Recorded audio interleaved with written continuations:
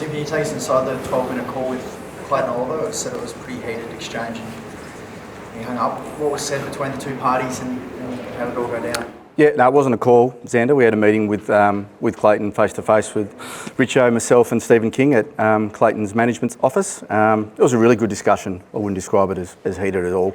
It was really honest. I think you had a chat with Kingy that afternoon, Xander, where he detailed what that conversation was.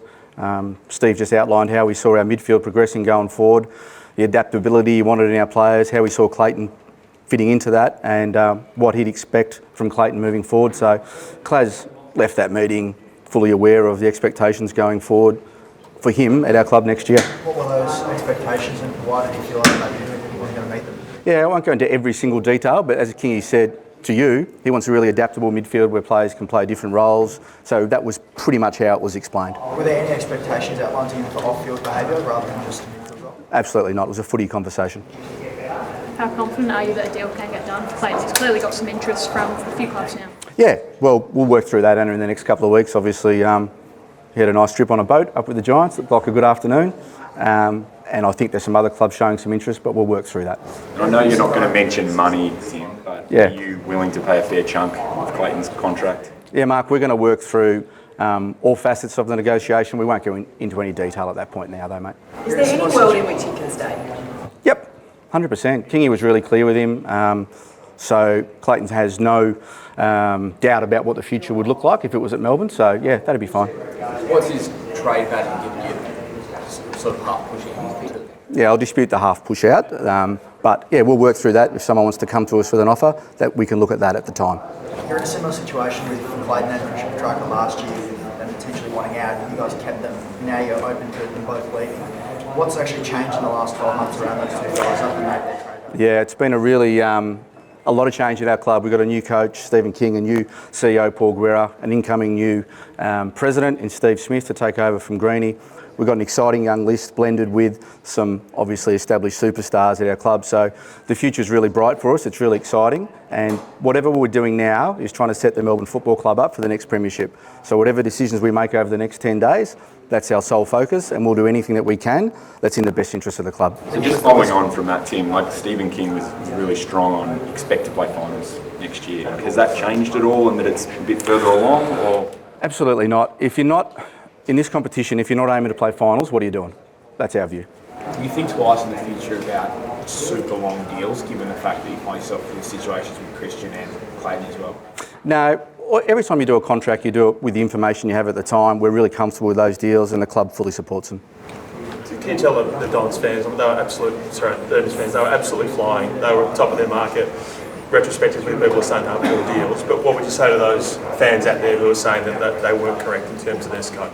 Yeah, no, I think, Ralphie, as I said, you deal with the information you have at hand at the time. We're talking about two stars of the game. There's market forces involved.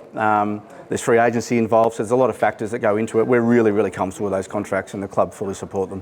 Club had a pretty tense exchange with the journalists at Melbourne Airport a few days ago when he was flying out. Is that emblematic of some of the issues that you've faced with him and behaviour over the last couple of years? No, that's not, and that's probably not fair on Mitch what happened in that situation. But no, that's nothing to do with any of the discussions we're having at the moment. Did the club talk to you about that? I haven't seen Claz since then. No, he's been away on holidays in Sydney from the last photos I saw. You haven't contacted him in regards to that change? I haven't. I haven't. No. Has the club? I'm not sure. No. In terms of Clayton and Christian potentially staying at Melbourne, are there cultural concerns at all in terms of them continuing on with the club? No, absolutely not. And Stephen's made that really clear to both of them. I think he said to Christian he'd really have his back. I mean, when he walked back in, we're a new footy club going forward. They're both professionals. They're both terrific players, so there's no issue with that. Do you know if the players want the current players want both players to continue at the Bees? Yeah, we've got no issue with our playing group. Did Clayton apply himself to an absolute 100% level this year? Yes. Tim, if you can convince Gold Coast to give Bailey Humphrey, go to that. Sorry, mate. If you can convince Gold Coast to give up Bailey Humphrey, is that enough for Christian? Is that the deal? Look, I'm not going to, as I said, go into the deal again, but I can't deny we've got an interest in Bailey. You've all seen the photo, but the new coach is really tall. He's got to work that out. But again, fully respect the Gold Coast position in that Bailey's contracted, and Craig's been quite clear on that. Why weren't you invited on the walk, Timmy? You weren't in the photo? Had a conversation going between Bailey and Steve. I won't go into the conversation because I wasn't there, Xander, but no one comes to our club because of me. Does it seem like the interest has cooled off with Stephen May at the moment? It seems like he might be playing for you guys next year at this point. Yeah, that's probably right, I reckon. And that, again, the conversation with Steve was about Steve. He's got 1 year to run, and that purely was a conversation, hey, if you can extend your career somewhere else, we'll be really open to that. But again, it was made really clear to Stephen, you're a contracted player at our club, we really respect that, we really respect Steve, and if he comes back in, we expect a big year from him. How is Stephen May at the moment in terms of where he's sitting? Yeah, he's fine, mate. These conversations happen all the time. He's 100% clear on all of it. Yep. How much of these decisions being made by the new coach in terms of the 3 premiership players going out? Yeah, obviously Steve's part of our list management team once he comes on board as a coach, and he's a significant part of it along with the rest of our list management team. If Petrarca and Oliver leave, that's a fair bit of salary cap space out the door. Obviously, my check's coming in, but are you buyers now to use that space?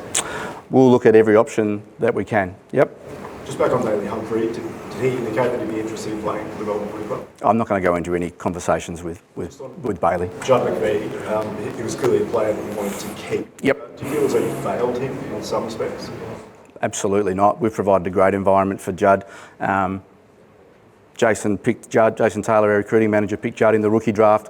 We've provided a great opportunity for Judd to play AFL footy and develop his craft further.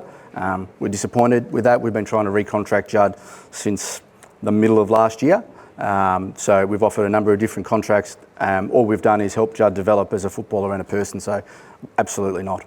Have you had any preliminary discussions with St Kilda about Maxi? No, but Max is a player of interest. We really need a backup. Not a backup, we need a succession plan for Gorney, even though he tells me he's going to keep playing until he gets to play with George and the father-son. But Max, definitely a player of interest, 22-year-old, 204 centimetre, big aggressive guy, so that's something we hope to bring in, yep. With all the moving parts for you guys, what's the priority? The priority? Yeah, the priority is to do the best thing that we can for the Melbourne Football Club moving forward with all this stuff, yep. Are you in the market for another mid? There's a couple of captains out there, Jack Steele, Jai Simpkin, you might lose 2 premierships. Yeah, what we do have is, we're in the market, if it was the right one, Mitch, that really fit a specific age bracket and specific style of player, if that makes sense. So we're not just out shopping for mids. We've got a terrific group of young midfielders, led by the likes of Harvey Langford. We saw Caleb Windsor go in there for 3 games last year and showed some really exciting stuff. Trent Rivers will develop in that space, Xavier Lindsay.